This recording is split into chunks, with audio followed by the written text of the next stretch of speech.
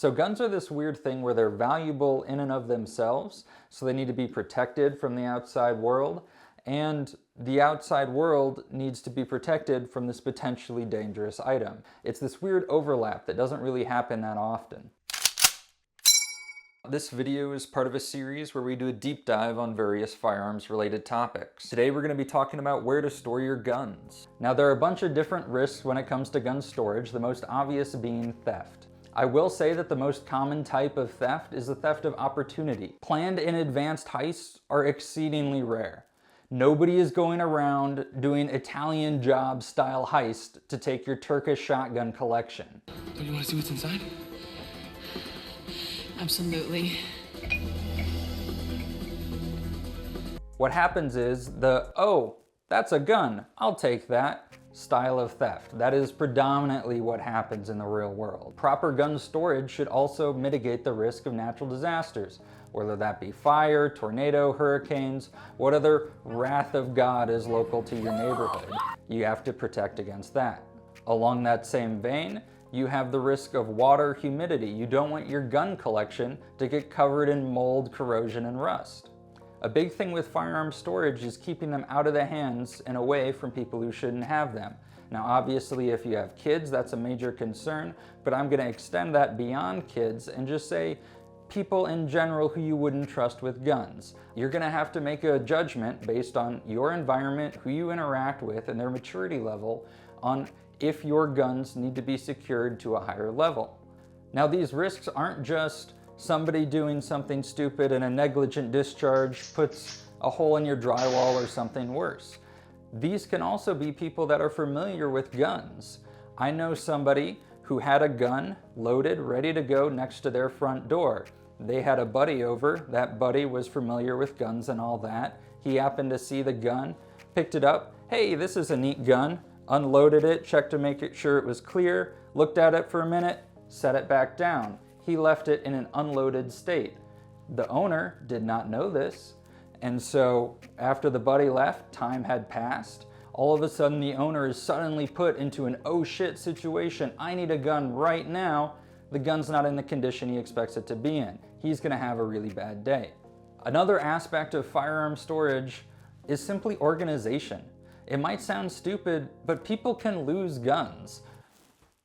I'm gonna say that I know how many guns I own, and you're gonna have to believe me. Now, not necessarily a risk that needs to be mitigated, but more of a feature you may look for is simply displaying or showing off your guns. Guns are a cool hobby, and showing them off either to strangers on the internet or to your friends or family might be important to you, and so you need to take that into account when you're determining how your gun storage system will work.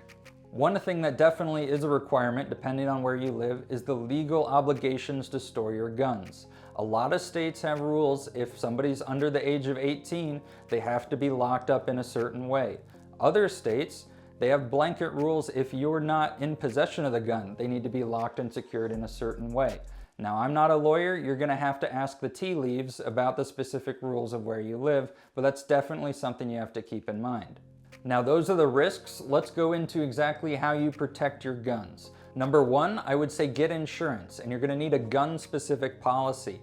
Homeowners insurance or renter's insurance often either doesn't cover guns or has a very low cap on what guns are covered.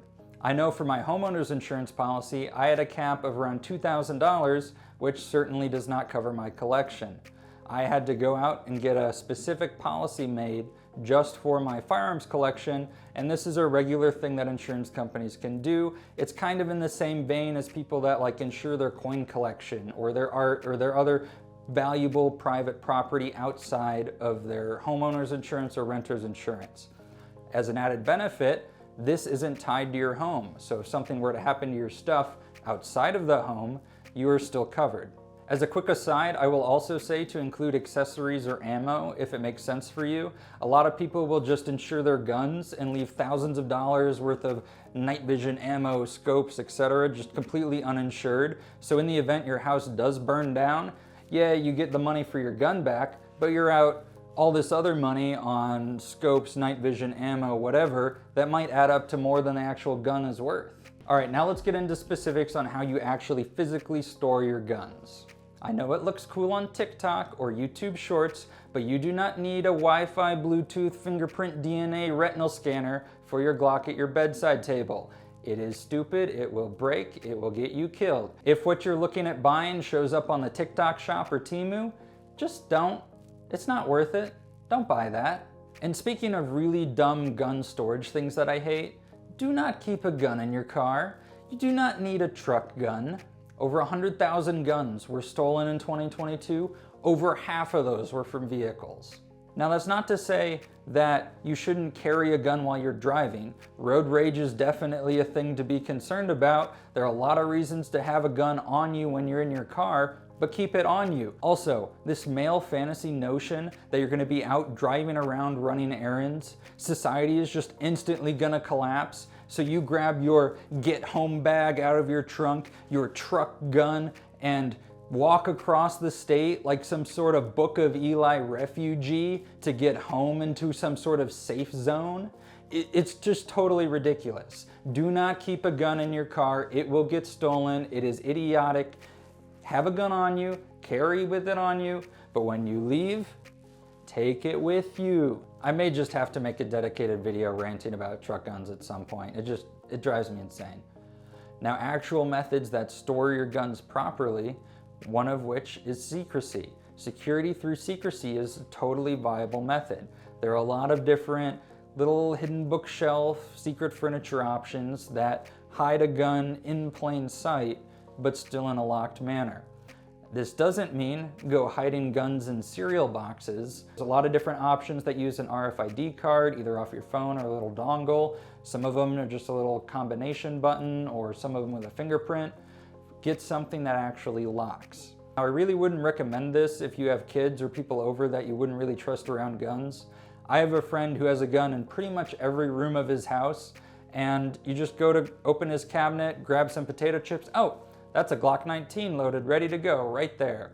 Or, oh, that's a Ruger LCP on a magnet under his kitchen table. And I mean, it's fine if everybody's a responsible adult, but you seriously run the risk of something dangerous happening depending on who you interact with and who is over. Now, I see a lot of people use these gun locker security cabinet things for their guns, and they're a really affordable way to secure your guns, but they aren't that good. You kind of get what you pay for. It's thin metal, it's not very safe.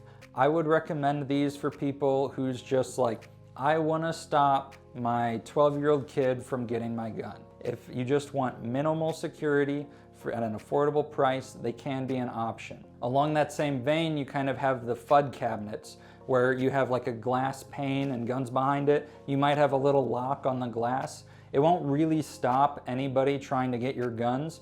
It is just enough to deter unauthorized access from your nephew when he's over at Thanksgiving. And with those kind of Fudd Lockers, you're prioritizing the display of the guns and showcasing the guns more than an actual security method, which is fine depending on your situation, but that's just something to keep in mind. So up next are fire safes. These are the types of safes you go to Bass Pro, you see the Liberty safe and the Browning safe, and you can go play around with them at the display floor. Child locked in a gun safe at Sportsman's Warehouse. These I generally don't recommend. They're not actually that secure. You can find tons of videos online, people just pushing them over and they open, getting in them with a crowbar, very simple tools very quickly. Security theater can be valid if that deters somebody from even trying in the first place, but for the amount of money you're spending on these things, it just doesn't seem worth it to me. The main benefit of these are the fire protection. You can see at what temperature it'll last for how long, and I keep my important papers in a safe similar to this just for the fire protection. You can also run into political issues where the manufacturer just might give your combination away for funsies. If you want something that looks like a gun safe that actually protects your gun, you're gonna have to pay for it. That brings us to professional and commercial safes. These are very expensive and pretty secure. Now, there is an actual rating system for professional safes. Basically, what the rating system means is how long you can resist entry from a skilled person with all the tools they need. So a TL15 rating means that it can resist entry from a skilled person with tools for about 15 minutes. A TL30 rating, you can resist entry for 30 minutes. The major downside to these professional and commercial safes is that they're huge and they're hugely expensive. Expect to spend well over $10,000 for an actual safe from a trusted brand with a rating. Now, similar to guns, construction tools are a highly sought after and valuable item that's a target of a lot of theft.